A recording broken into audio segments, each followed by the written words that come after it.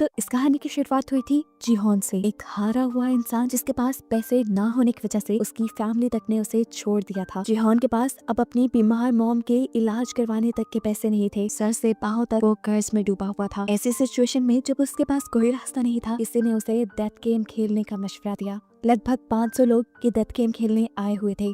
इस गेम में एक रोबोट थी, जो भी इंसान जरा से भी गलती करता था वो रोबोट उसे चुनकर मार देती थी। जीहोन ने अपनी जान बचाने के लिए, यहाँ सरवाइव करने के लिए एक बूढ़े कैंसर पेशेंट तक को धोखा देकर अपनी जान बचाई और आखिर ये गेम जीत कर यहाँ से निकल भी गया। लेकिन उसके दिल में जो दुख बैठ गया था वो 500 में से सिर्फ एक था जो ये गेम जीत के निकला था। बाकी सारे उस गेम के दौरान मारे गए। गेम को जीतने के बाद उसके हाथ बहुत पैसे लगे थे, लेकिन उसने इन पैसों को हाथ तक नहीं लगाया क्योंकि उसे रिग्रेट था इस चीज का कि उसकी वजह से सारे लोग मरे हैं। हालांकि ये उसने गेम प्लान नहीं की थी। फिर एक दिन एक अनजान आदमी उसे हॉस्पिटल में बुलाता है। जीहोन ये देखकर हैरान परेशान कि ये वही गेम वाला बूढ़ा कैंसर पेशेंट था जो गेम में हार गया था, जिसे मार ही दिया गया होगा। लेकिन अब ये जिंदा सलामत उसके सामने था और इसके जरिए उसे घिनौनी सच्चाई ये पता चली कि लोग बस अपनी एंटरटेनमेंट के लिए यहाँ लोगों को मरवा देते थे इस डेथ गेम में। ये इंसान जो कैंसर पेशेंट था, इसकी लाइफ पे काफी बोर हो गई थी और अपनी लाइफ में थोड़ा मजा लाने के लिए इसने ये डेथ गेम बनाई थी। जीहोन को उस बूढ़े आदमी की बेरहमी पर बहुत गुस्सा आया और उसने ठान लिया कि वो इस गेम को बंद करवा कर रहेगा। इसके बाद हम मिले जुनहो से, एक पुलिस ऑफिसर जिसका भाई भाग चुका था पुलिस से कुछ फ्रॉड करके। अपने भाई को ढूंढते हुए जुनहो को उसके रूम से एक गेम वाला कार्ड मिला था। इन्वेस्टिगेशन करते हुए जुनहो जीहोन तक पहुंचा और उसे पता चला कि वो गेम में जाने वाला है और उसका पीछा करते हुए वो भी किसी तरह गेम में घुस गया। वो गेम में पार्टिसिपेट नहीं करने आया था, इसीलिए उसने गेम के गार्ड्स में से एक गार्ड को मारकर उसका हुलिया ले लिया। वहाँ गेम में जाकर उसे इस गेम में होने वाले जुल्म का पता चला और उसने इस गेम के खिलाफ ही बहुत सारे सबूत इकट्ठे किए और इस आइलैंड से भागने में कामयाब भी हो गया। उसने सबूत सारे सेंड भी किए थे पुलिस को, लेकिन आइलैंड में सिग्नल ना होने की वजह से जुनहो की कोई भी चीज पुलिस को रिसीव नहीं हुई। उस पे जुल्म ये कि जुनहो पकड़ा भी गया फ्रंटमैन के हाथों। फ्रंटमैन वो आदमी है जो इस गेम को खिलाता है और यहाँ हमें ये देखकर हैरानी हुई कि जुनहो का भाई ही असल में फ्रंटमैन था। उसने जुनहो को गोली मारने से पहले अपना चेहरा दिखाया और जुनहो को गोली मार दी, जिसके बाद उन्हें लगा कि जुनहो मर गया है और उन्होंने उठाकर जुनहो को पानी में फेंक दिया। और यहाँ पहले सीजन का रिकैप खत्म होता है। नेक्स्ट सीजन की कहानी यहीं से कंटिन्यू हो रही है। सबवे स्टेशन पे हम अब जीहोन को देख रहे हैं जो अपनी बेटी से मिलने के लिए जा रहा है। सबवे स्टेशन पे उतरते ही उसकी नजरें दो आदमियों पे रुक गईं। उन दोनों में से एक आदमी वही आदमी था जिसने जीहोन को स्क्विड गेम का कार्ड दिया था। ये बात समझ गया कि अब ये लोग दोबारा एक नई गेम के लिए लोगों को इकट्ठा कर रहे हैं, लेकिन वो अब इन्हें इनके बुरे इरादों में कामयाब होने नहीं देगा। वो भागते हुए उस आदमी तक पहुंचने की कोशिश करता है, लेकिन उसने फिर भी थोड़ी देर कर दी थी। वो आदमी वहाँ से जा चुका था। जिन्होंने उस आदमी के हाथ से कार्ड ले लिया जिसको वो गेम वाला आदमी कार्ड देकर गया था और फौरन उस नंबर पे कॉल मिलाई। कॉल मिलाते ही वो फ्रंटमैन को धमकी देता है कि मैं तुम्हें तुम्हारे इरादों में कामयाब होने नहीं दूंगा, मैं इस मरतबा इस गेम को चलने नहीं दूंगा। उसकी ये धमकियां सुनकर उल्टा फ्रंटमैन ही अब उसे धमकी देने लगा था। वो उससे कहता है जाओ तुम अपनी बेटी से मिलने जाओ, इन पंगों में ना ही पड़ो तो अच्छा है। ये सुनकर वो समझ गया कि फ्रंटमैन और उसके लोग आज भी किसी तरह उसके ऊपर नजर रखे हुए थे, लेकिन अब तक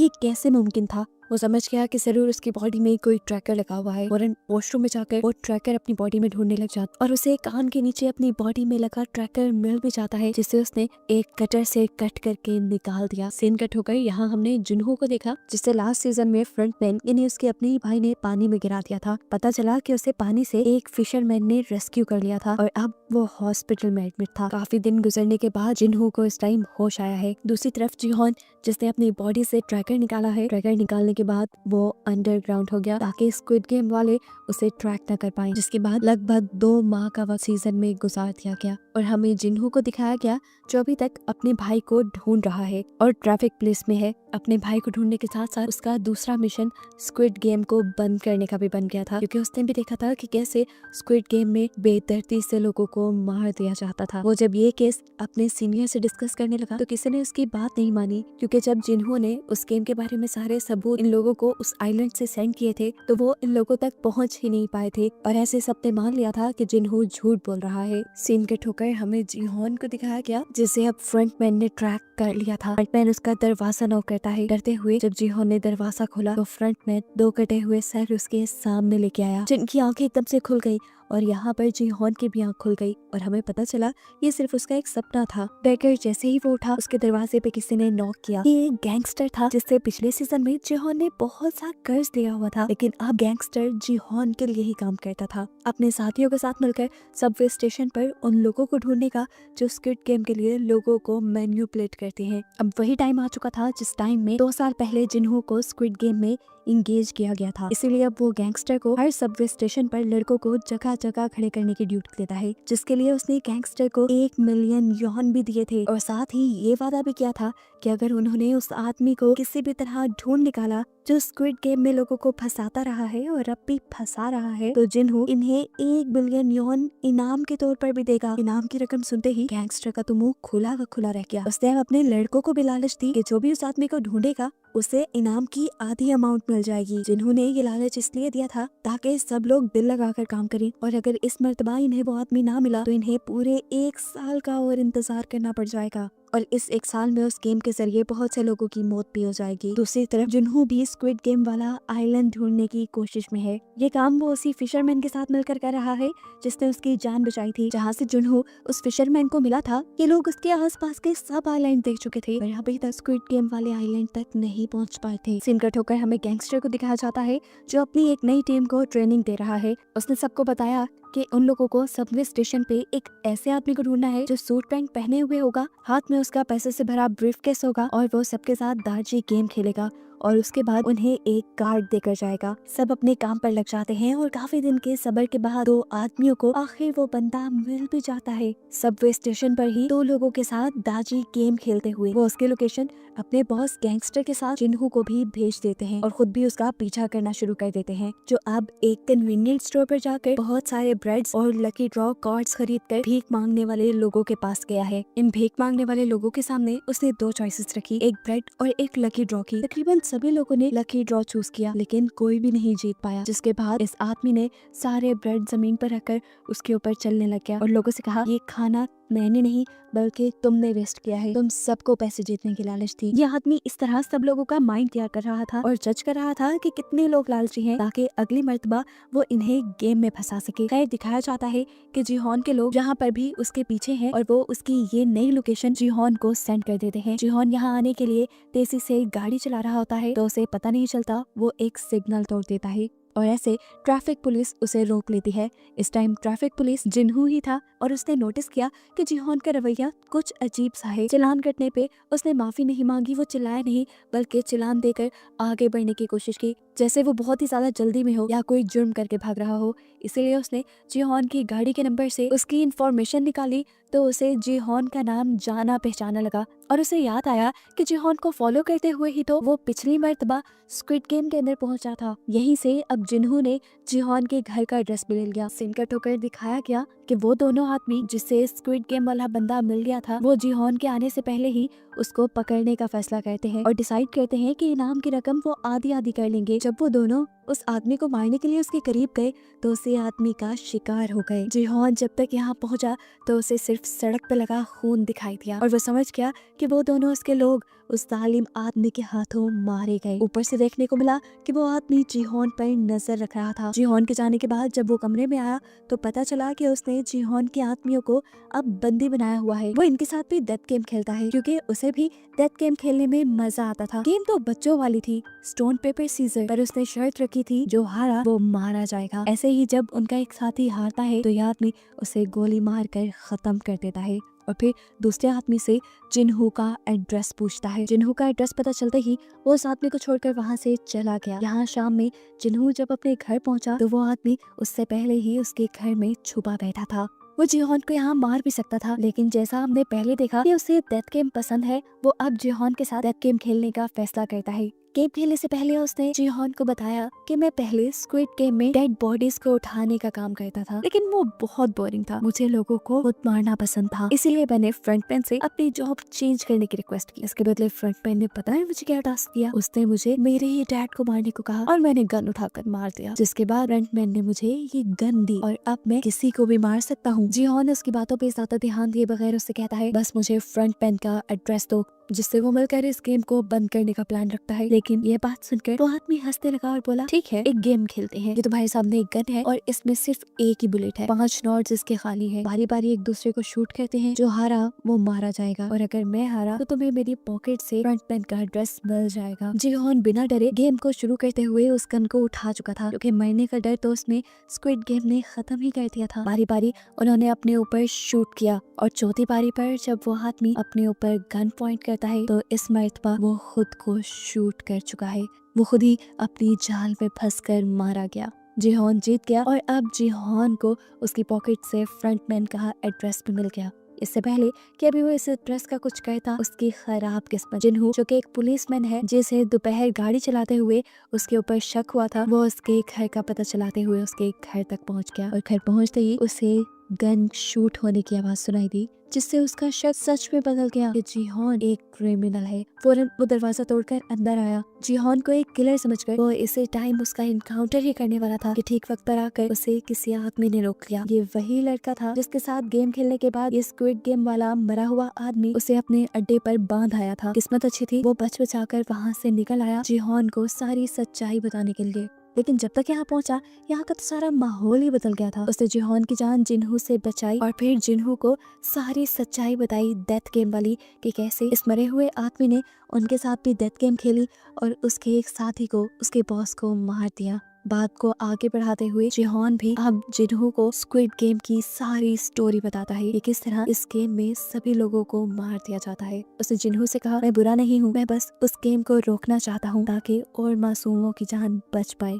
स्क्विड गेम के बारे में वो जिन्हू भी जानता था। जिन्हू ने यहाँ जिहोन को बताया, मैं तुम्हारा ही पीछा करते हुए उस गेम तक पहुंचा था। वहाँ मैंने जाकर गार्ड्स के सूट पहन लिए और तुमसे कई मर्तबा बात करने की भी कोशिश की, लेकिन तुम मेरे से बात नहीं कर पाए। मैं जानता हूँ उस गेम में ये लोग सबको मार देते हैं और मारने के बाद उन डेड बॉडीज के साथ क्या किया जाता है, उनके ऑर्गन्स निकाल कर बेच दिए जाते हैं, ये सब कुछ भी मैं जानता हूँ। इतनी डिटेल्स तो जिहोन को खुद भी नहीं पता थी। जिन्हू के मुंह से ये सब सुनकर उसने भी अब जिन्हू को अपने साथ मिलाने का फैसला किया और जिन्हू को अपना प्लान बताया कि वो स्क्विड गेम के सभी बनाने वालों को चुन चुन कर मार देगा। एक फ्रंटमैन है जिसे आज तक उसने नहीं देखा, वो ब्लैक मास्क पहने आता है। उसने इल नामी एक बूढ़े कैंसर पेशेंट के साथ मिलकर ये गेम बनाई है। वो उन आदमियों को मारकर इस गेम को खत्म करना चाहता है। यहाँ पर गैंगस्टर भी इन दोनों की सारी बातें सुन चुका था। वो इनसे कहता है, मैं भी तुम्हारा साथ देना चाहता हूँ, मैं उनसे बदला लेना चाहता हूँ अपने उस मासूम साथी का जो मेरा राइट हैंड था, और अब मैं पैसों के लिए नहीं बल्कि हक के लिए तुम्हारा साथ दूंगा। ये सुनकर जिहोन को भी अच्छा लगा और वो इन दोनों को अपनी एक रूम में ले गया जहाँ बहुत सारे पैसे थे। ये पैसे वो स्क्विड गेम से ही जीत कर आया था और अब इन पैसों को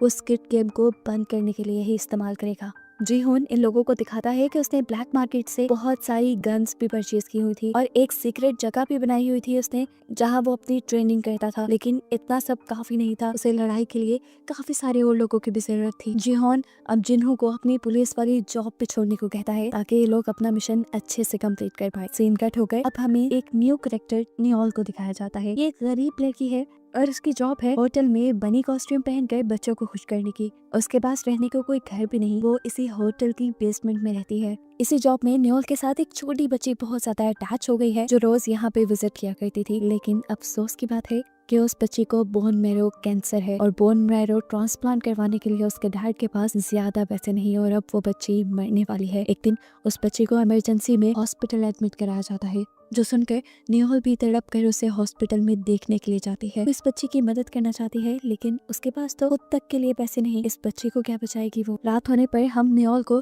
दोबारा पार्किंग में देखते हैं जहाँ पर दो लोग आकर उसे स्क्विड गेम का कार्ड दे गए। सीन कट होकर हमें जिन्हू को दिखाया जाता है जो अपनी मॉम के साथ बैठा था और उसकी मॉम बहुत ज्यादा उदास थी क्योंकि वो जिन्हू के भाई के आने का इंतजार कर रही है। जिन्हू जानता है कि वो कभी नहीं आएगा, जिस काम में वो पड़ा हुआ है वो घर नहीं आएगा। लेकिन ये सब सुनने के बाद भी जब उसकी मॉम को तसल्ली नहीं मिलती तो एक और मर्तबा वो अपने भाई को ढूंढने का फैसला करता है। सीन कट होकर अब फाइनली दोबारा से हम जिहोन को देखते हैं जो इस टाइम अपनी दांतों का ऑपरेशन करवा रहा है। अपना एक दांत निकलवाने के बाद उसने अपने मुंह में एक नकली दांत फिक्स करवाया है जिसके अंदर ट्रैकर लगा हुआ है। असल में कल को वो फ्रंटमैन से मिलने वाला है, इसीलिए उसे बहुत ही ध्यान से हर काम करना होगा। ये लोग फ्रंटमैन को भी पकड़ना चाहते हैं और फ्रंटमैन के बाद इस घिनौनी गेम के सारे हिस्सेदारों को भी पकड़ना चाहते हैं। पता चला है कि वो गैंगस्टर जो इनके ग्रुप में है वो अपने लिंक से बड़े बड़े कमांडोज को इनके ग्रुप में शामिल कर चुका है। इन कमांडोज के लिए कुछ भी सही गलत नहीं, ये लोग पैसे के लिए सब काम करते हैं। यहाँ हमें पता चला कि न्यूयोल को भी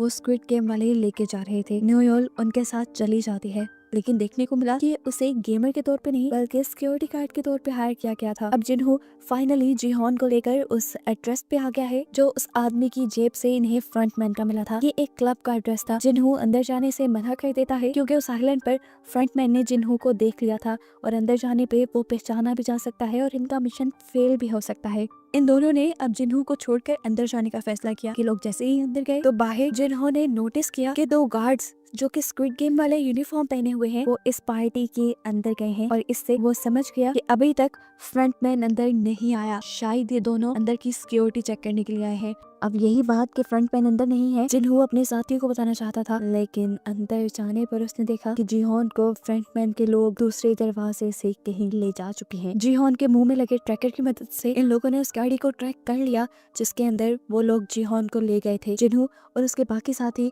उस गाड़ी का पीछा करने लगे और सही वक्त देखकर वो उस गाड़ी पर हमला करके वहां से फ्रंटमैन को किडनैप करना चाहते थे, लेकिन फ्रंटमैन तो उस गाड़ी में था ही नहीं। इस गाड़ी में लगे हुए एक डिवाइस की मदद से फ्रंटमैन जीहॉन से बातें कर रहा था और ट्रैकर में आने वाली आवाजों से जिन्हों और उसके लोगों को लग रहा था कि फ्रंटमैन उसी गाड़ी में है। ये बात वो ठीक तरह से अपने साथियों को बता भी नहीं पाया कि गाड़ी के अंदर फ्रंटमैन नहीं है। वो कॉल के जरिए ही फ्रंटमैन से बात करते हुए उसे किसी तरह मनाने की कोशिश करता है कि तुम इस गेम को बंद कर दो, मासूमों की जानें लेना बंद करो। जिस पे फ्रंटमैन ने उसे कहा, मैं जबरदस्ती किसी को इस गेम में इन्वॉल्व नहीं करता, सब खुद पैसे की लालच में आते हैं। फ्रंटमैन ने बड़ी ढिठाई से बोला, मैं तो एक सोशल वर्क कर रहा हूँ। जो सुनकर अब जीहॉन को गुस्सा आ गया और उसने बोला, तुम्हारे काम को कैसे सोशल वर्क कहा जा सकता है? तुम तो लोगों की मजबूरियों का फायदा उठाकर उन्हें मार देते हो। जो सुनकर फ्रंटमैन हंसने लगा और बोला, अरे मेरी बात सुनो, जो लोग इस गेम खेलने के लिए मानते हैं वो पहले से ही लाइफ में हार चुके होते हैं इस दुनिया के लिए, बस वो किसी गन से ज्यादा नहीं। और बस मैं उस गन को खत्म कर रहा हूँ और उससे बाकी लोग इंटरटेन हो रहे हैं, इसमें बुराई क्या है? दूसरी तरफ इस गाड़ी से बाहर हमें दिखाया जाता है कि फ्रंटमैन के स्नाइपर जिन्हों और उसके सभी साथियों की गाड़ियां पंचर कर चुके थे ताकि वो लोग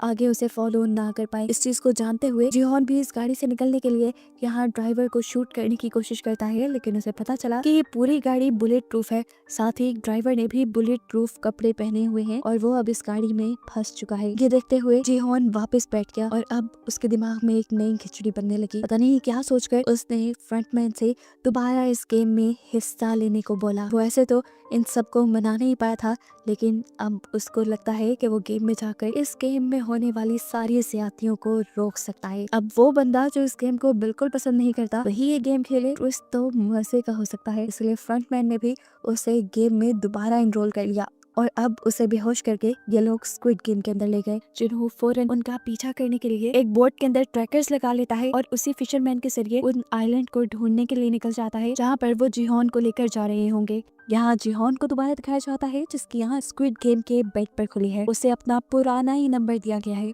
यहाँ पर पहले की तरह बहुत सारे और लोग भी हैं जो एक दूसरे को देखकर कंफ्यूज है, साथ ही गेम्स के लिए भी कंफ्यूज है। अब गार्ड्स यहाँ आकर इन्हें गेम्स के रूल बताना शुरू करते हैं। रूल्स बताने के बाद गार्ड्स ने इन सब की हिस्ट्री इन सबको दिखाई कि यहाँ पर सिर्फ वही लोग आए हुए हैं जिन पर मिलियंस का कर्ज है। ये सब बताने के बाद गार्ड्स ने इन्हें बताया कि जीतने वाले को 45.6 मिलियन यॉन मिलेंगे। इस गेम के पूरे 6 राउंड होंगे, एक दिन में एक राउंड खेला जाएगा और हर गेम के बाद वोटिंग भी होगी क्या इन्होंने ये गेम कंटिन्यू रखना है या नहीं। और अगर ये लोग गेम बंद करने का डिसाइड करते हैं तो सभी प्लेयर्स को जीते हुए पैसे डिवाइड करके दे दिए जाएंगे। ये एक नया रूल था। जीहॉन जान गया कि ये उसी की वजह से डाला गया है। आगे बढ़कर सबने कॉन्ट्रैक्ट साइन कर लिया। जीहॉन ने देखा तकरीबन सभी रूल्स पुराने थे, बस कुछ एक आध नए थे। इसके बाद यहाँ एक एक करके सभी प्लेयर के पिक्चर्स ली गई। इस गेम को खेलने यहाँ पर कोरिया का एक फेमस रैपर भी आया हुआ था जिसे देखकर सब हैरान थे। उसके साथ पिक्चर भी बनवाना चाहते थे। उसने सबसे वादा किया कि यहाँ से बाहर जाते ही वो सबको एक एक पिक्चर देगा। यहाँ देखने को मिला कि जीहॉन का एक दोस्त भी यहाँ आया हुआ था और ये लोग तकरीबन 3 साल बाद मिल रहे थे। जीहॉन के गायब होने की वजह से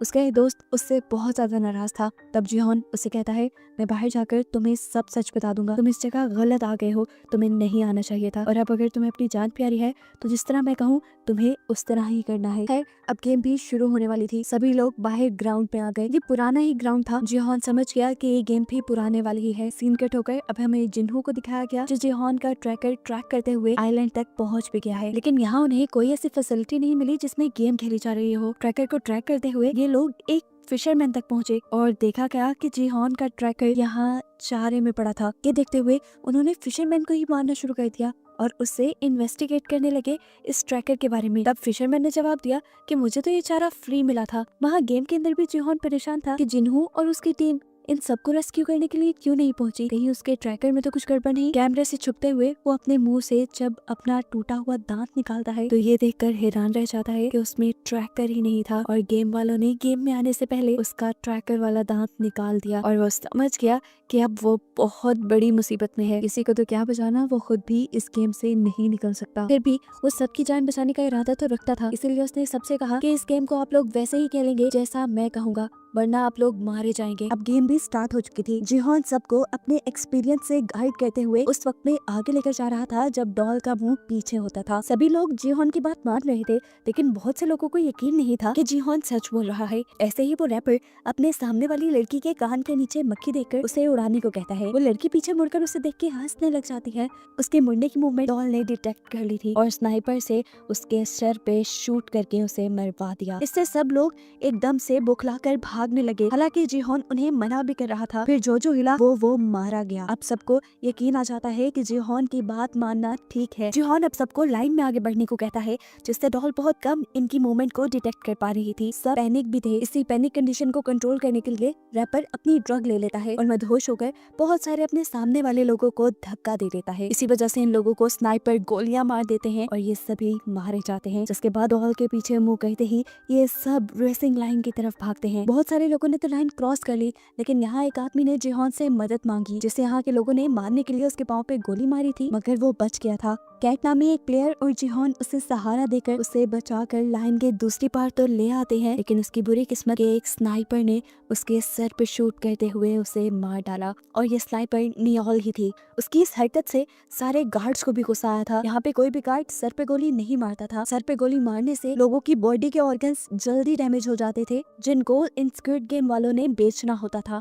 नेक्स्ट सीन में जिन्हो को दिखाया जाता है, जो अब परेशान है कि वो जिहोन को कहाँ ढूंढे। ये बात वो समझ गया था कि यहाँ करीबी किसी भी आइलैंड पे स्क्विड गेम वाली फैसिलिटी नहीं होगी, क्योंकि यहाँ गेम वालों ने उसे खुद भेजा था। फिलहाल ये लोग यहाँ से वापस आने का प्लान करते हैं, क्योंकि समुद्र में तूफान भी आने वाला है। फिर सीन कट होकर हमें दोबारा सारे प्लेयर्स को दिखाया जाता है। सारे प्लेयर्स बहुत ज्यादा घबराए हुए थे गेम में होने वाली मौत से। अब जैसे ही गार्ड्स इनके रूम में आते हैं, सब और भी ज्यादा डर जाते हैं और इनसे माफी मांगते हैं और कहते हैं प्लीज हमारी जान बख्श दो। लेकिन गार्ड्स उन्हें गेम के नए रूल बताने आए थे। गार्ड्स ने बताया कि 500 में से इस गेम के बाद सिर्फ 365 लोग बचे हैं। वो सबको ऊपर मनी बॉक्स में देखने को कहता है, जहाँ पे बहुत सारे पैसे गिरे थे। गार्ड बताते हैं कि अभी वोटिंग होगी और अगर सब लोग यहाँ से जाने का फैसला करेंगे तो ये पैसे सभी लोगों में डिवाइड हो जाएंगे। अब गार्ड्स ने इनकी जीती हुई अमाउंट उन्हें बताई। अगर वो अमाउंट सब में डिवाइड होती तो ये पैसे एक एक इंसान को बहुत कम मिलते और सभी लोगों का कर्जा उससे ज्यादा था। इसीलिए बहुत से लोगों ने गेम कंटिन्यू करने का डिसाइड किया।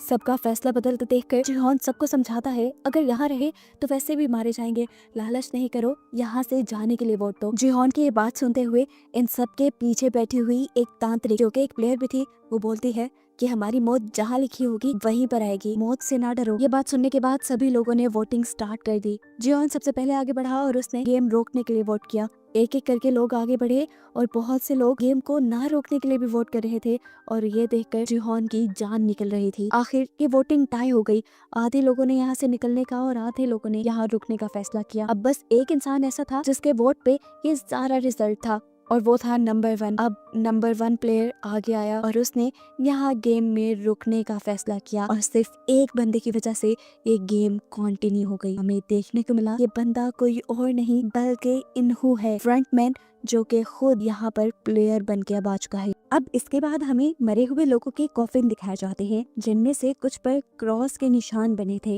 जिसका मतलब था कि उन लोगों के इन्हें ऑर्गन्स निकालने हैं। और 2 आदमी जब ये काम कर रहे थे तब उनको सिर्फ एक ही डेड बॉडी के ऑर्गन्स ठीक मिले और उन्होंने अंदाजा लगाया कि एक सिक्योरिटी गार्ड जानबूझकर सर पे गोली मार रहा है, जिससे ऑर्गन जल्दी फेल हो जाते हैं। ऐसे उनका ये कारोबार तो बंद हो जाता, इसीलिए वो फौरन इस चीज की खबर फ्रंटमैन को देते हैं। अब सीन कट होकर हमें सभी प्लेयर्स को दिखाया जाता है, जिनमें जीहॉन तो बहुत ज्यादा परेशान है क्योंकि वो जानता है इस गेम में जो भी पार्ट लेता है वो मर जाता है। इसी सब के दौरान इन्हू बाकी सभी प्लेयर्स को लेकर उसके पास आया और उसने जीहॉन से कहा, देखो तुम पहले भी इस गेम में आ चुके हो, तुम एक्सपीरियंस्ड हो, तुम हमारी मदद कर सकते हो जिससे हम लोगों की जान भी बच जाए और हमें पैसे भी मिल जाएं। ये सुनने के बाद जीहॉन उन्हें बताता है कि पिछली मर्तबा हमने दूसरी गेम डलजूना गेम खेली थी, जिसमें शुगर कैंडी के अंदर से हमने शेप्स निकालनी थी। ट्रायंगल सबसे इजी शेप थी और अम्ब्रेला सबसे ज्यादा हार्ड। ये सुनकर इन्हू बोला, जिसने अम्ब्रेला चुना होगा वो तो सबसे बड़ा बेवकूफ होगा। उसकी ये बात सुनकर जीहॉन को याद आया कि पिछले सीजन में जीहॉन ने ही अम्ब्रेला चुना था। खैर सारा क्राउड यहाँ से चला गया और अकेले में इन्होंने जीहॉन से सवाल किया, तुम दोबारा इधर क्यों आए हो, तुम्हारे पास तो बहुत पैसा है।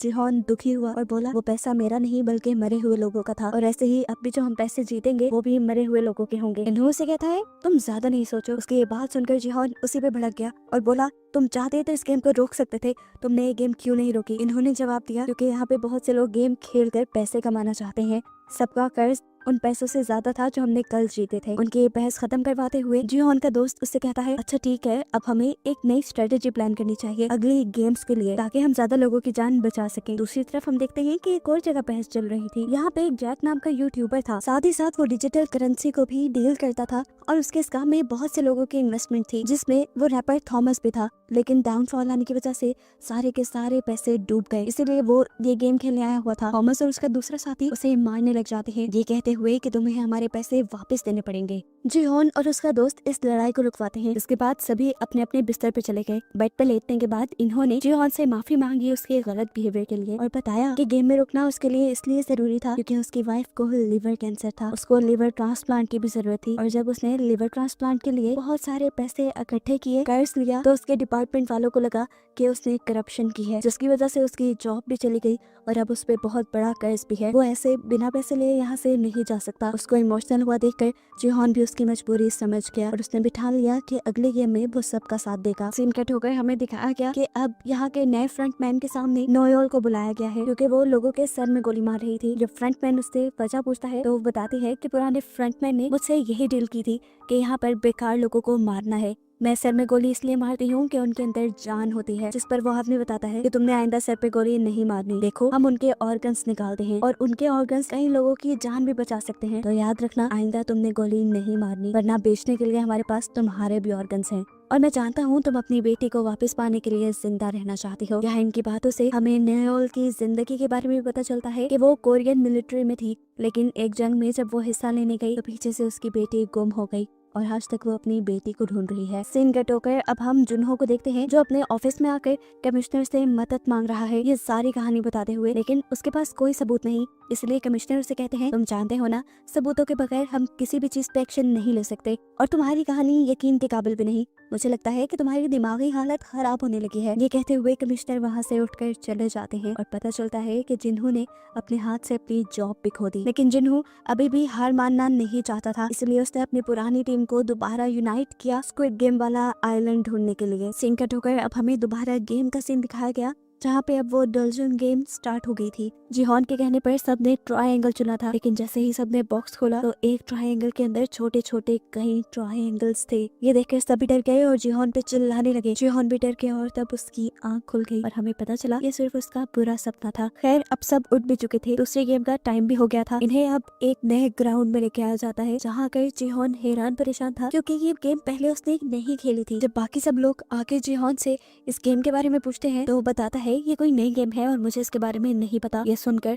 सब उस पर भड़क गए। इससे पहले कि ये सब लोग उसे मारना शुरू कर देते इन्हों दरमियान में आ जाता है और ये लड़ाई रुकवा देता है। यहाँ पर अब इन्हें 5-5 लोगों की टीम बनाने को कहा गया था। डैनी जो कि प्रेग्नेंट थी और जैक की गर्लफ्रेंड थी, जैक उसके पास आकर उसे कहता है कि तुम मेरी टीम में आ जाओ, लेकिन डैनी इनकार कर देती है क्योंकि अब उसे जैक के साथ नहीं रहना था। वो अब जीहॉन की टीम के पास गई और उसने उनसे कहा प्लीज आप लोग मुझे अपनी टीम में ले लें, मैं प्रेग्नेंट हूँ और मुझे कोई और अपनी टीम में नहीं ले रहा। ये लोग मान जाते हैं और इन सब की एक टीम बन जाती है। अब हमें दूसरी टीम को दिखाया गया जिसमें कैट, मैडी और दो माँ बेटा पार्क और ग्योंग थे और तभी जबरदस्ती तांत्रिक आकर इनके ग्रुप में शामिल हो गई। टीम्स बनाने के बाद इन सबको बताया गया कि सारी टीम के पाँव बांध दिए जाएंगे और इन्हें एक गोल सर्कल में एक साथ घूमना होगा। हर 5 मीटर के बाद एक गेम होगी जिस गेम को खेलते हुए इन्हें आगे बढ़ना है और एक दिए हुए टाइम के अंदर इन्हें अपना सर्कल कंप्लीट भी करना है। गेम्स के नाम सुनते ही इन सब लोगों ने आपस में कोऑर्डिनेट किया और जो जिस गेम में अच्छा था उसे वो खेलने की जिम्मेदारी दी। खैर गेम स्टार्ट हो जाती है और पहली 2 टीम्स को एक साथ खेलने के लिए दिया जाता है।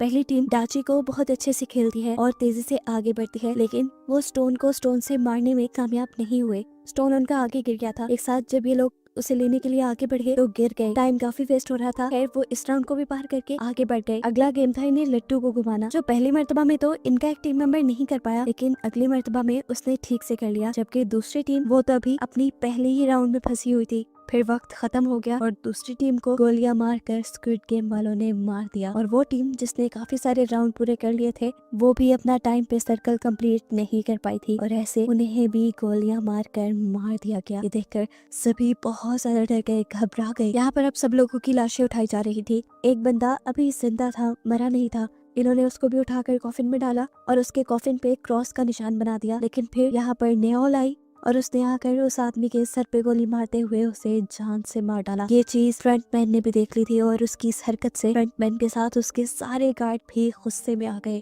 खैर अब अगली टीम की बारी आ गई। ये कैट की टीम थी। कैट ने यहाँ सबको संभाला और आगे लेकर बढ़ी। पहले इन्हें डाची गेम खेलना था जिसमें वो लड़की पहली बारी में अपने कार्ड को घुमा नहीं पाई। तब कैट ने उसे कार्ड उल्टा पकड़ने को कहा और इस तरह पहली ही बारी में उसने अपने कार्ड को सीधा घुमा दिया था। फाइनली ये लोग आगे बढ़े। आगे इन्हें स्टोन से स्टोन को मारना था। वो लड़का भी पहली मर्तबा में स्टोन को स्टोन से हिट नहीं कर पाता। कैट यहाँ पे सबको एक साथ आगे कदम बढ़ाने को कहती है और ये लोग दोबारा उस स्टोन को लेकर पीछे आते हैं। उस लड़के की मोहम्मद से कहती है, बेटा उस आदमी को याद करो जिसने तुम्हारे सारे पैसे लूटे हैं। याद आते ही इस लड़के को इतना गुस्सा आया कि उसने पत्थर पर ठीक निशाना लगाकर ये राउंड भी जीत लिया। ये लोग दोबारा से आगे बढ़े। इस मर्तबा इन्हें 5 बॉयज को इकट्ठे उठाकर इकट्ठे कैच करना था। कॉन्ग ये काम पहली मर्तबा में नहीं कर पाई और इस वक्त उसके बेटे ने उसे हौसला दिया और उसे कहा, तुम उस लड़की को याद करो जिसकी वजह से डैड तुम्हें छोड़ गए थे। ये सोचते ही उसने भी गुस्से में 5 डाइस को उछाल कर कैच कर लिया और जल्द ही ये लोग ये राउंड भी कंप्लीट करके आगे बढ़ गए। अगली बारी तांत्रिक की थी। उसे लट्टू घुमाना था लेकिन वो ये काम नहीं कर पा रही थी। पहली मर्तबा दूसरी मर्तबा जब ये काम नहीं कर पाती तो वो रोने लग जाती है और कहती है, हम सब बस अब मर जाएंगे। उसका हौसला टूटते देखकर कैट उसे जोर जोर से थप्पड़ लगाती है और लट्टू उसकी आंख के करीब करते हुए कहती है, अगर तुमने ये नहीं किया तो मैं तुम्हें मार दूंगी। वो लड़की अब कैट से डर गई और उसने तेजी से लट्टू को बनाकर घुमाया और फाइनली ये लोग ये राउंड भी जीत गए। अगले राउंड में इन्हें पॉम पॉम को पाँव से उछालना था और ये काम करना था कैट ने सबका मुंह दूसरी तरफ करवाया और बड़ी ही आसानी से पॉम पॉम को 5 मरतबा उछाल कर ये लोग आगे बढ़े और फाइनली टाइम से पहले ही इन्होंने अपना पूरा सर्कल कंप्लीट कर लिया। उनकी इस जीत से सब लोग इस तरह खुश थे जैसे सब लोग जीत गए हों। लेकिन दूसरी वाली टीम जो वक्त पे अपना सर्कल कंप्लीट नहीं कर पाई, उन्हें गोलियों से भूनकर मार दिया गया। फिर इसी तरह गेम चलती रही। कोई टीम जीती तो कोई हारी और जो हारी उन्हें गोलियों से मार दिया गया। आखिरी बारी आई जिहोन की टीम की। उन्होंने अपनी साथ वाली टीम को भी ऑल द बेस्ट कहा और गेम स्टार्ट कर दी। पहला गेम डैनी ने खेला, दूसरा गेम जिहोन के दोस्त ने खेला, तीसरा गेम खेला उनके ग्रुप में आए हुए ली ने, जिसने पहले ही बारी में 5 डाइस को उठाकर अपने हाथ में कैच कर लिया था और उसने बताया कि वो इस गेम में एक्सपर्ट है क्योंकि वो अपनी बहनों के साथ ही खेलता रहा है। चौथा गेम इन्होंने खेलना था, उसे लट्टू को घुमाना था। पहली मर्तबा वो ठीक नहीं कर पाता और ये लोग आगे जाकर इकट्ठे उस लट्टू को उठाते हैं। दूसरी मर्तबा जब वो ये करने लगता है तो जानबूझकर वो लट्टू को पीछे फेंक देता है। उसकी ये चाल किसी को समझ नहीं आ रही थी। ये लोग पीछे से लट्टू को लेकर आए और अब इन्होंने ऐसा ड्रामा किया कि जैसे वो अपने हारने से बहुत ज्यादा परेशान है, वो अपने आप को मारने लगा। तो जिहोन ने उसे समझाया कि देखो तुम याद करो कि बचपन में तुम ये कैसे घुमाते थे, और इस मर्तबा इन्होंने लट्टू को ठीक से घुमा दिया। अगली बारी जिहोन की थी। उसे पम पम को 5 मर्तबा पाँव से हिट करना था। 4 मर्तबा तो उसने आसानी से कर लिया, लेकिन 5वीं मर्तबा पम पम आगे की तरफ बढ़ा। इससे पहले कि वो जमीन से टकरा जाता, इन्होंने जिहोन का पाँव आगे करके ये गेम जितवा दी और वो लोग वक्त से पहले जीतकर बहुत खुश हुए। लेकिन उनके साथ वाली टीम वो वक्त से पहले या वक्त पर वो काम नहीं कर पाई और इस तरह वो टीम मारी गई। ये देखकर जिहोन को काफी दुख हुआ है। वो अपने रूम में वापस आ गए जहाँ बहुत से लोग उन्हें जिंदा देखकर इसलिए नाराज थे क्योंकि उन्हें लग रहा था कि अब जीते हुए पैसे डिवाइड हो जाएंगे। इसी दौरान गार्ड्स भी रूम में आ गए। गार्ड्स ने इन्हें इस गेम के जीतने वाली प्राइस इन्हें दिखाई और बताया कि इस मर्तबा 110 लोग मरे हैं और अब सिर्फ 255 लोग बाकी रह गए हैं, जिस लिहाज से हर जीतने वाले के पास अब 78 मिलियन युआन आ सकते हैं और अब दोबारा वोटिंग होगी। अगर लोग इस गेम को बंद करने के लिए वोट करेंगे तो ये पैसे सब में डिवाइड हो जाएंगे। बहुत से लोगों को ये पैसे बहुत कम लग रहे थे। जिहोन ने अपनी टीम को कहा कि तुम लोग गेम को बंद करने के लिए वोट करना, तुम लोग को जितने पैसे चाहिए मैं यहाँ से निकल कर तुम्हें दे दूंगा। जिहोन की बात उसकी टीम ने मान ली और सबसे पहले इन्होंने वोट किया गेम बंद करने के लिए। दूसरी बारी पार्क की थी। पार्क की मॉम गोंग ने उसे कहा कि तुम गेम बंद करने के लिए वोट करना, देखो हमारे दोनों के पैसे मिलाकर तुम्हारा कर्जा उतर जाएगा। लेकिन पार्क ने इस गेम को कंटिन्यू रखने का फैसला किया क्योंकि उसका कर्जा कहीं ज्यादा था और उसने अपनी मॉम को अपने कर्जे के बारे में नहीं बताया था। वोटिंग आगे बढ़ती रही। देखते ही देखते देखने को मिला कि बहुत सारे लोगों ने ये गेम कंटिन्यू रखने की बात की है। ये देखते हुए जिहोंग और इन्हू लोगों पर भड़कने लगे और बोले, इतने सारे लोगों के मरने के बावजूद भी आप लोगों को ये गेम कंटिन्यू रखनी है। तब एक अंकल बोले, तुम क्या जानो, हमारे ऊपर बहुत सारा कर्जा है, हमें पैसे लेकर ही यहाँ से निकलना है। ऐसे ही एक दूसरा लड़का बोला, मैं अगर बाहर गया तो वैसे भी मर जाऊंगा, तो बेहतर नहीं है कि यहाँ रहकर पैसे कमा लूं या फिर यहीं पर मर जाऊं। उनकी बातों का जिहोन के पास कोई जवाब नहीं था। वोटिंग खत्म हो गई। आखिरी वोट जिहोन को ही देना था। उसने गेम बंद करने के लिए तो वोट दिया, लेकिन उसके वोट का कोई फायदा नहीं था क्योंकि ज्यादा लोग इस गेम को कंटिन्यू रखना चाहते थे। वोटिंग खत्म होने के बाद पार्क ने देखा कि गोंग यानी उसकी मॉम उससे नाराज है। उसने जाके अपनी मॉम को मनाना शुरू किया और बताया, मेरे ऊपर बहुत ज्यादा कर्ज है और जिन लोगों से मैंने वो कर्ज लिया है वो इतने खतरनाक है कि अगर मैंने उनके पैसे वापस ना किए तो वो मेरे सारे ऑर्गन्स निकाल कर बेच देंगे। उसकी ये बात सुनकर गोंग ने उसे माफ कर दिया और यहाँ पार्क ने भी उसे प्रॉमिस किया कि अगले मरतबा मैं गेम को बंद करने के लिए ही वोट करूंगा। यहाँ हमने जिहोन के दोस्त जैंग को देखा। उसने भी इस गेम को कंटिन्यू रखने के लिए वोट किया था और उसकी इस हरकत से जिहोन बिल्कुल टूट चुका था। जिहोन ने अपनी टीम को वादा भी किया था कि वो उन्हें सारे पैसे दे देगा। तब जैंग ने उससे माफी मांगी और बोला, मैंने एक आदमी के बहुत सारे पैसे लुटाने हैं, मुझे यहाँ से पैसे लेकर ही जाना था, लेकिन मैं वादा करता हूँ कि अगली गेम के बाद मैं भी इस गेम को बंद करने के लिए वोट करूंगा। जिहोन दुखी बैठा था और उसने सबसे कहा कि अगले गेम पे हमें एक दूसरे को भी मारना पड़ सकता है। ये बात सुनकर सभी दुखी हो गए। खैर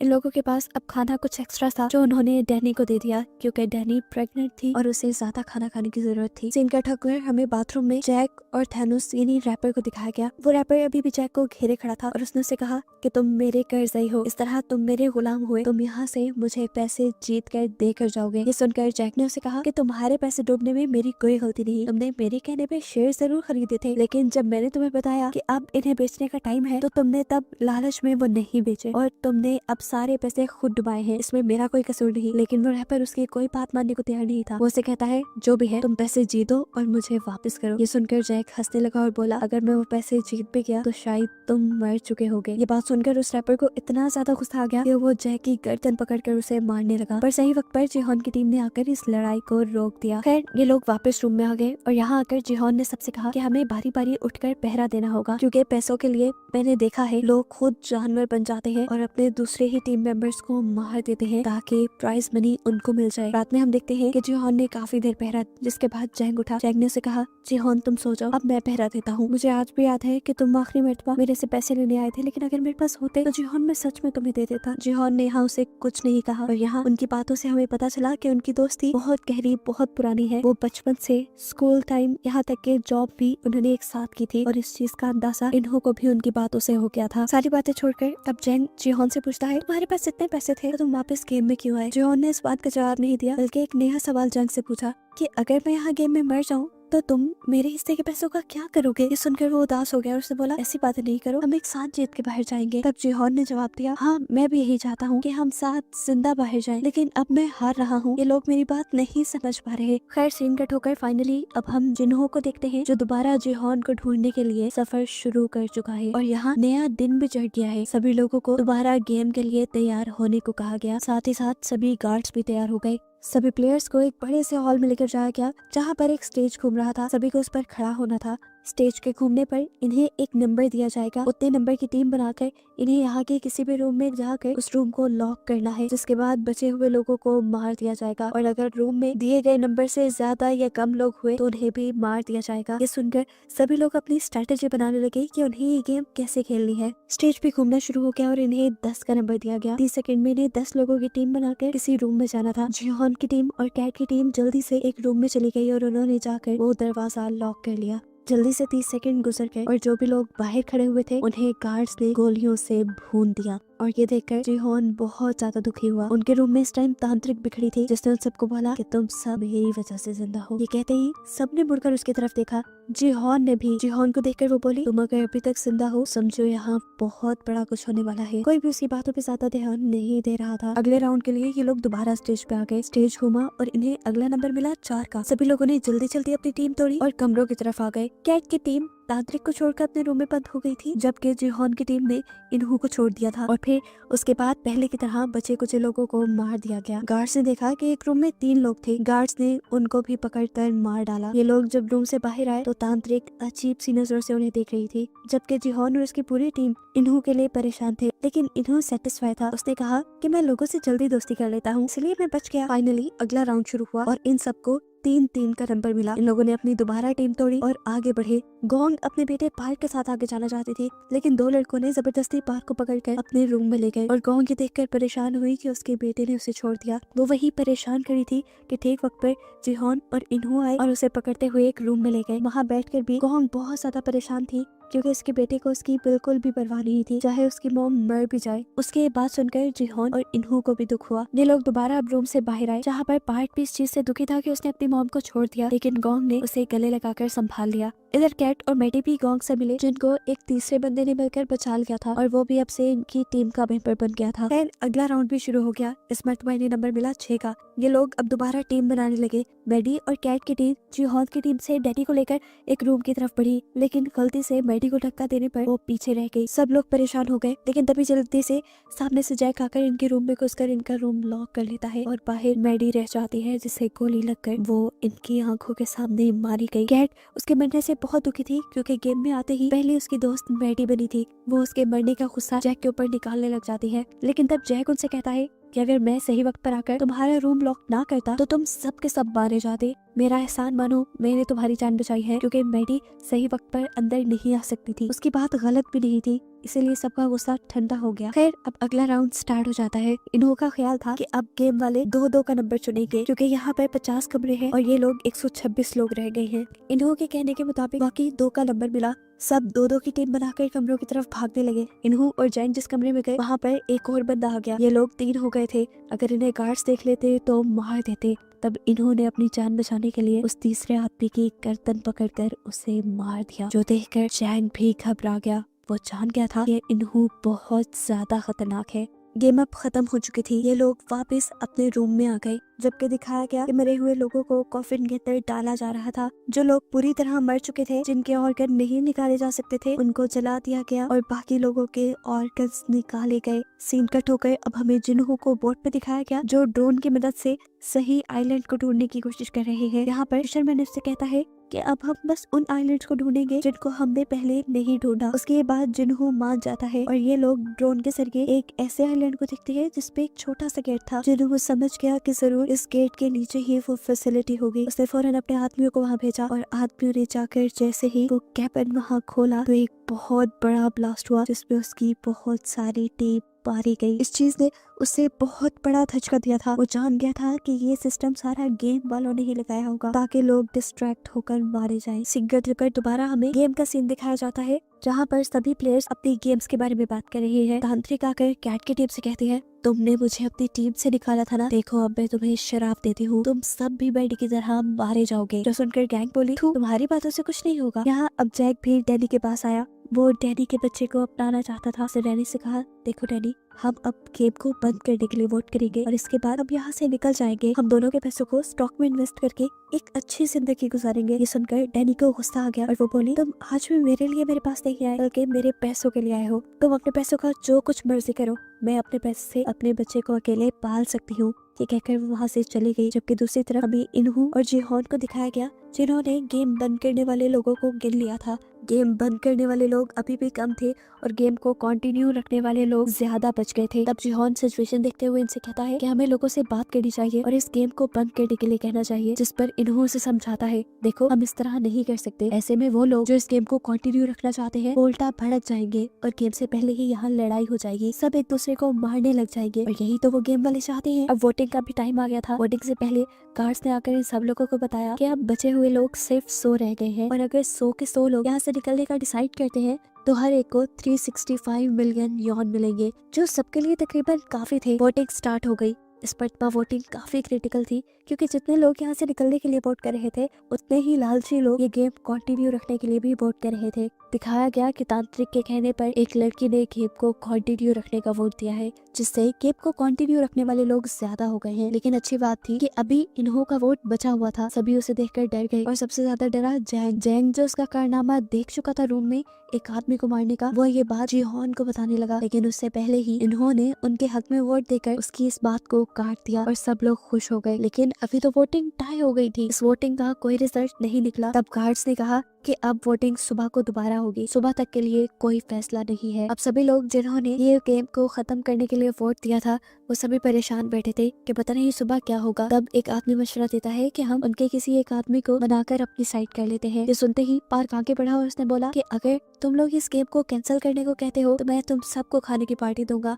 लेकिन उसके बाद से सामने वाली टीम भड़क गई। सामने वाली टीम के अंकल बोले, अगर तुम सब मर गए देखो हमें तो ज्यादा पैसे मिलेंगे। और यहाँ पर अब ली नाम का लड़का खड़े होकर कहता है, और अगर गेम बंद ना हुई तो देखना तुम सब लोग मर जाओगे। बहस बढ़ते बढ़ते इनकी लड़ाई तक आ गई। ये सब लोग अपनी लाइन में आ गए। उनकी ये बहस देखते हुए जिहोन ने नोटिस किया कि आज इन सबको खाने के साथ फॉग भी दी गई थी कि अगर लड़ाई हो तो इसे हथियारों के तौर पे यूज किया जा सके। सीन कट होकर हमें वॉशरूम में दिखाया गया कि वो रैपर एक आदमी को डरा धमका रहा है क्योंकि उसने गेम बंद करने के लिए वोट किया है, जबकि रैपर ने उसे गेम को कंटिन्यू रखने को वोट देने को कहा था। ये देखकर जैक सामने आया और उसने रैपर से कहा कि तुम किसी को भी धमका नहीं सकते वोटिंग के लिए। इन सब के दरमियान बहस इतनी बढ़ गई, ये लड़ाई की तरफ चली गई। जैक इस लड़ाई से बचना चाह रहा था, लेकिन रैपर ने उसको ओवर पावर कर दिया और उसका गला दबाकर उसे मारने ही वाला था कि उस वक्त पे जैक को ना चाहते हुए भी रैपर के ऊपर फॉग से हमला करके उसे मारना पड़ा। उसने फॉग रैपर के गले में धंसा दिया था, जिससे उसकी वहीं पे मौत हो गई। रैपर के मरने के बाद दिखाया गया कि सिर्फ जैक और रैपर के दरमियान में ही नहीं बल्कि यहाँ सभी लोगों के दरमियान में लड़ाई चल रही थी और वॉशरूम के बाहर गार्ड्स पहरा दे रहे थे क्योंकि वो तो खुद चाहते थे कि ये लड़ाई होती रहे। यहाँ अब हॉल में बताया गया कि कैसे बहुत सारे लोग वॉशरूम में लड़ाई करके मारे गए हैं और उनके मरने से इनकी अमाउंट में और ज्यादा पैसा भी डाला गया। ये करने के बाद अब सारे लोग वापस आए और इन्होंने बताया कि कैसे वॉशरूम में वोटिंग को लेकर लड़ाई हो गई थी। सीन कट होकर यहाँ पे हमें जिन्हों की बोट को दिखाया जाता है, जिसमें एक आदमी की तबीयत खराब हो रही थी। वो उल्टी करने के लिए जब बाहर आया तो उसने देखा कि फिशरमैन जिसे जिन्हों अपना साथी समझ रहा है वही उसके सिस्टम में गड़बड़ी कर रहा था। और यहाँ हमें रिवील हुआ कि असल में वो भी गेम वालों का ही एक मेंबर है। जब फिशरमैन ने देखा कि जिन्हों के एक गार्ड ने उसे देख लिया है तो वो उस गार्ड को ही उठाकर पानी में फेंक देता है। इतनी ही देर में जिन्हों भी शोर सुनकर बाहर आया तो ये फिशरमैन बहाना बनाने लगा, असल में यहाँ की सब चीजें खुली थी, मैं तो उसे देखने के लिए यहाँ आया हूँ। यहाँ एक फ्लैशबैक से हमें ये भी पता चला कि फ्रंटमैन यानी इन्होंने ही इस आदमी को यहाँ भेजा था उसके भाई यानी जिन्हों को उससे दूर रखने के लिए और साथ ही साथ जिन्हों का ख्याल भी रखने के लिए। यहाँ अब गेम में दिखाया जाता है कि ये लोग अपने अपने लोगों को गिन रहे हैं कि नए लोगों के मरने से वोटिंग पर कितना असर पड़ा है। गिनने पे पता चला कि गेम को कंटिन्यू रखने वाले 2 लोग मरे थे, जबकि जिहोन की टीम का एक बंदा मरा था। अगर सुबह वोटिंग होती तो ये लोग जीत जाते, लेकिन जिहोन जानता था कि वोटिंग अब ऐसे नहीं होगी, रात में ये लोग जरूर किसी ना किसी को मार डालेंगे। सीन कट होकर दूसरी तरफ हमें गार्ड्स को दिखाया गया जो इस टाइम अपनी इलीगल बिजनेस में बिजी हैं। वो पानी के रास्ते ऑर्गन्स को यहाँ से लेकर निकल रही हैं ताकि ऑर्गन्स को अच्छे दामों में बेचा जा सके। यहाँ दिखाया गया कि कुछ गार्ड्स को ब्लैक मास्क ने तैयार करवाया क्योंकि यहाँ पर एक नई गेम चलने वाली है। ये गेम मर्डर की गेम है। इधर यही बात जिहोन ने भी सभी टीम मेंबर्स को बता दी कि जरूर गार्ड्स क्या ये लोग आज रात को हमें मारने की कोशिश करेंगे, ऐसा पहले भी हो चुका है। ये सुनकर सभी लोग घबरा गए। जिहोन अब इन सबसे कहता है कि अगर हम लोगों को अपनी जान बचानी है तो हमें गेम वाले मेंबर्स को ही मार देना चाहिए, लेकिन ये इतना आसान नहीं था।